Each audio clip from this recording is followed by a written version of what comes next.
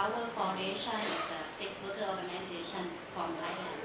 I would like to ask UNAIDS and UNFPA, when you're talking about rights for sex workers, you include the right to access to social benefit or not? Like I am here, I have other friends for the Pacific, more than the million still working but on social protection, like recognize us at work and then like under the security, social security, something like that. I don't know to get my question on that. That whole question of social welfare benefits is an important part of the practical guidelines. Yes, we do think it's essential. I think we have to pay something from the simple. Let's try waiting. Yes, that right to access to services and many other things.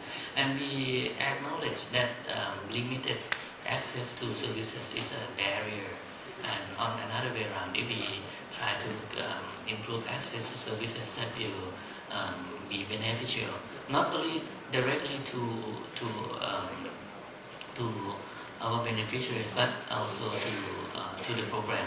So the answer is yes, and we will try every means to provide it. Yeah. I actually have a question and a comment.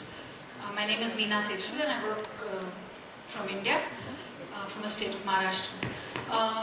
I just feel that it's very important to look at the fact that there is a very strong anti-sex work atmosphere among member states, which is ruled by the US at this point in time with the anti-prostitution pledge within PEPFAR, that is actually impacting almost every document we are seeing now on sex work. And I think we need to acknowledge this. And we need to acknowledge the fact that it is big money that is supporting this huge, big, moralistic stand against sex workers. We have evidence, like Jana said, that strengthening the sex worker's voice is the only answer if you're looking at HIV prevention. But we're moving away from that because we are worried that if we strengthen the sex worker's voice for HIV prevention, we are strengthening the sex worker's voice for sex work. And that is actually impacting everything. So that's one comment I had. The other thing that I want to say actually is, if anybody wants to respond to it, is what are the strategies now? What are the strategies? We know this. I think all of you sitting on the panel, many people in the audience, people who work with sex workers know this. What are the strategies? What are the strategies to combat this? How do we deal with this thing of suddenly the clients creeping up like this? Creeping up. They're in the woodwork. In prostitution, the minute you say prostitution, you're talking about women. It was always like that. You talked about sex work, it was always about sex. You said sex work, the men have been invisibilized entirely over generations. Suddenly, because of this extreme moral stand about prostitution and sex work, men are coming out of the woodwork and now you want to criminalize them. And we know that criminalization of anybody or blaming anybody is not the answer. So what are the strategies? Can we talk strategies to combat this? Is it possible? Okay, Purnima, before you run it out, let me say something. Okay, you see, when I heard about Purnima was saying community voice, make a change, right?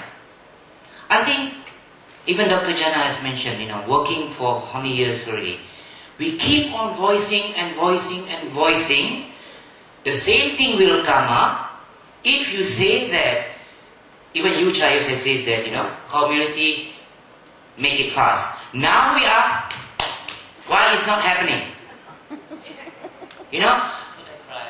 It's up to you. No, what we expect is that, so you have heard the voice here already, voicing out to you, we need to make a change.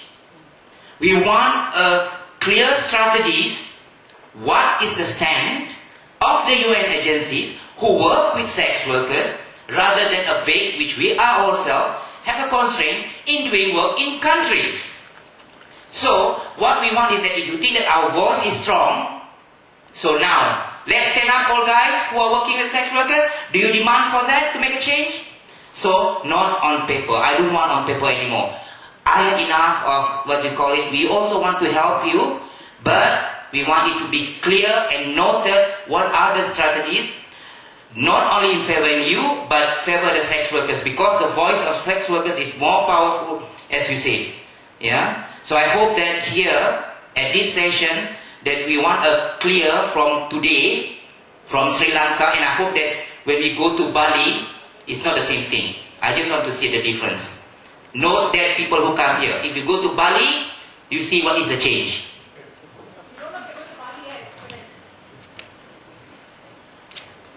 Again, as Chayot said, it's absolutely impossible to follow Kartini, so there's no point in even trying.